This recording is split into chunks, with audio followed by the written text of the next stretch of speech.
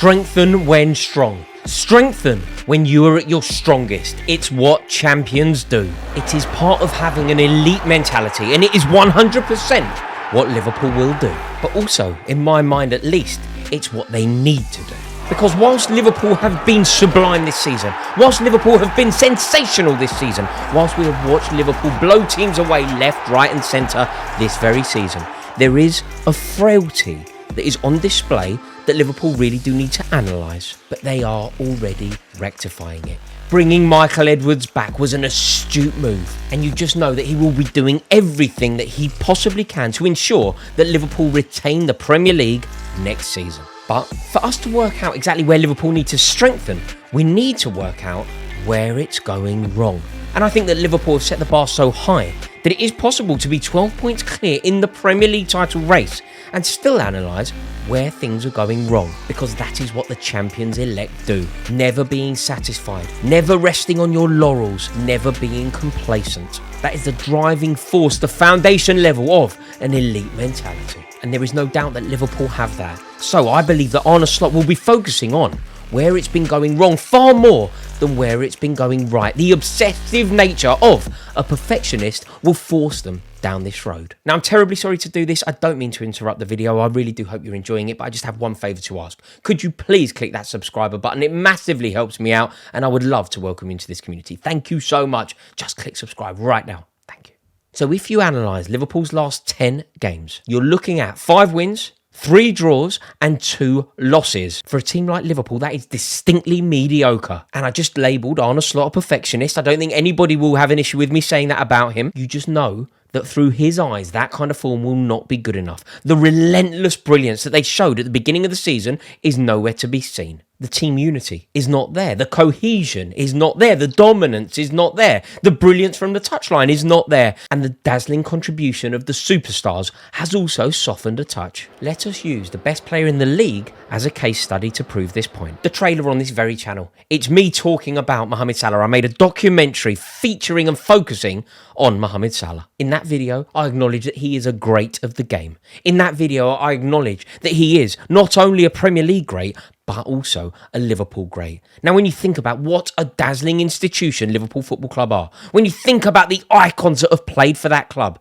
the fact that Mohamed Salah is undoubtedly in an all-time Liverpool 11 sets him apart. He has been unplayable. A guarantee. In the goal-scoring charts of Liverpool, he's managed to eclipse some greats of the game. He scored more goals for Liverpool than Steven Gerrard. He scored more goals for Liverpool than Kenny Dalglish. He scored more goals for Liverpool than Billy Liddell. Now, when you think Liverpool were so reliant upon Liddell's goals that they called Liverpool Liddlepool, and yet Mohamed Salah has eclipsed them all. Now, I whisper this one quietly because it sounds virtually impossible, but I honestly believe if Mohamed Salah were to sign a new contract at Liverpool, there is a world where he could reach Ian Rush's ridiculous goal tally. Very recently, I was saying about Salah, give him what he wants for as long as he wants. Now, whilst I still believe that, those words are looking slightly more hollow than they have done at any point so far this season. Because the game against Newcastle, the cup final against Newcastle, was the 4th time in 5 games where Mohamed Salah failed to score a goal. Now, I'm not even going to enter the debate about big game player. Mohamed Salah is undoubtedly a big game player. But he didn't turn up against Paris Saint-Germain. He wasn't good enough, and he didn't turn up in that cup final. The cup final was actually the worst game that he has ever had for Liverpool. Officially, it's the least involved he has ever been. And this lack of return that we're currently witnessing, it's comparable to him returning from AFCON last year. Remember that form? He was really struggling, but he was carrying an injury. Something has gone wrong lately for Mohamed Salah. But of course, he isn't the only one. He's just the icon who we focus upon. So how do they put it right? Fairly recently, I was on the overlap. And in that video, I was talking to Robbo and Jamie Carragher about what went wrong for Liverpool in that final. And the words, the conversation that you heard on that episode was simply enlightening. But another thing that was making me say, wow, was not that Liverpool lost, was how bad the performance was. And I said after the game, Gareth, and you'll probably know the history of the club as well as me. How far back do you have to go to see a cup final performance as bad as that? It wasn't delusion, you can lose games, but it was like... Wimbledon, Dennis Wise and Wimbledon. Yeah. Pardon? Dennis Wigan, Wise. wasn't Yeah, that's what I'm saying. Yeah. That's what I said on the TV. I didn't know if there was another one that sprang to mind. In that final, Liverpool lost to the great Dennis Wise and Wimbledon. And part of the reason that they lost is because they were outfought. So those two finals, despite being nearly 40 years apart, actually have a common theme. In the game against the Crazy Gang, Liverpool were overwhelmed, outmuscled, beaten up, outfought by a robust Wimbledon side. You know, the overriding memory of that final isn't the goal that was scored by Laurie Sanchez. It was actually a tackle in the first minute of the game from Vinnie Jones on Steve McMahon. He absolutely cut him in half seconds into the game, setting the tone for what was to follow. Not many people know this, but a few years later, Steve McMahon got one back on Vinnie Jones. Both men carried on, no bookings, no diving, no petulance. It was a glorious era for football. But Steve McMahon, in a very similar way too, Roy Keane, didn't let sleeping dogs lie. I digress. Let's focus on the reason why Liverpool lost the game. I think the easiest, if we boil it down to one reason, Liverpool were overwhelmed. Rafael Benitez, who you always think of being totally entrenched into Scouse culture and being part of Liverpool, he also managed Newcastle. Now, in the build-up to the game, when he was talking about the game, I have no love or real interest in what Rafael Benitez has to say. I find him quite dull. It's actually, in my opinion, the worst episode of The Overlap. It's the only episode of The Overlap that I didn't really manage to finish. But he did say something very interesting on the build-up to this fixture. Basically, Rafael Benitez said that if Bruno Guimaraes, Sandro Tonali and Joe Linton get it right, there is a world where they could just overrun Liverpool. It didn't sound true when I was reading that on the build-up to the game. I thought that sounded almost fanciful, but it was proved to be totally correct. So Liverpool do need to put it right because they will be aware that they are currently living off their brilliant form earlier in the season. The reason they're going to win the league is because they were virtually perfect in the beginning and the middle part of the season. The end part of the season has been fairly uninspiring for them, but it won't matter. I don't think Liverpool need to panic, not at all. I believe that they will win the league and they are in a really luxurious position because they can now focus on how to go again next season. They are already thinking about how to retain. Not everybody is in that sort of position. Lots of teams, Chelsea, for example, are thinking about how we qualify for the Champions League next season. Manchester City are thinking about how they rebuild for next season while also focusing on qualifying for the Champions League this year.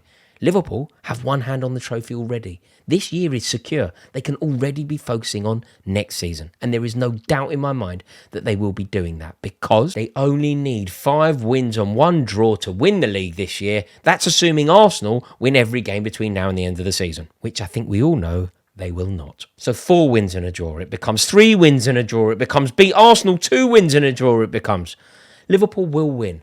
But they need to work out why it's gone wrong. And the very baseline can be dual success. How many duels are Liverpool players winning? How many individual battles are Liverpool players coming out superior in during a 90-minute period? And the correct answer is not enough. Arne Slot said that the cup final was won by long balls, second balls, and individual duels.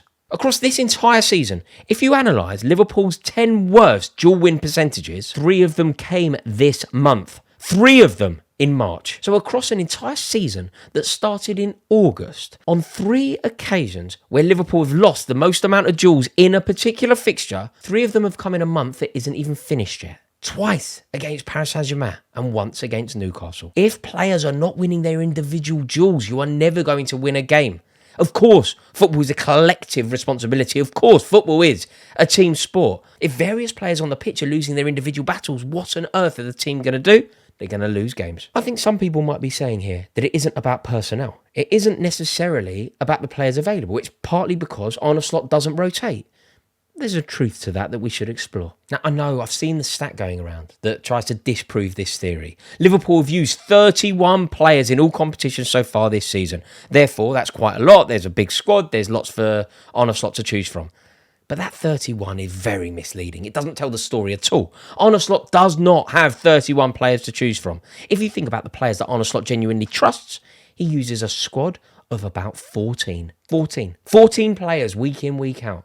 The fact that they have won the league, the fact that they are 12 points clear at the top of the Premier League table, is a testament to Arne Slot's brilliant management. But it does also tell us quite a troubling story from a Liverpool perspective. How many players are in that Liverpool squad that Arne Slot does not trust? How many players in that Liverpool squad that Arne Slot does not rate? Fairly recently, considering the week that they were about to embark upon, a cup final and Paris Saint-Germain in the knockout stages of the European Cup, he didn't rest players against Southampton.